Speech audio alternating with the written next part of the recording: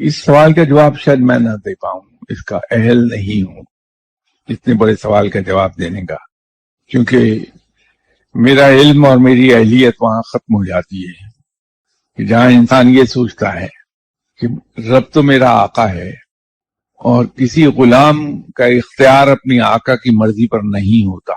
अलबत्ता मेरी ड्यूटी ये है कि मैं अपने आका की गुलामी उस तरह से करूं जिस तरह से गुलामी का हक है। तो मुझे तो सिर्फ नजर रखनी है अपनी कंडक्ट पे कि मैं उस तरह से गुलामी कर पाया कि नहीं कर पाया जैसे गुलामी का हक है।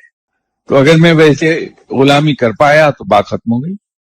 बाकी आका अपनी मर्जी का मालिक है, वो चाहे तो अपनी दोस्ती अता फरमा दे, चाहे तो रद्द कर दे।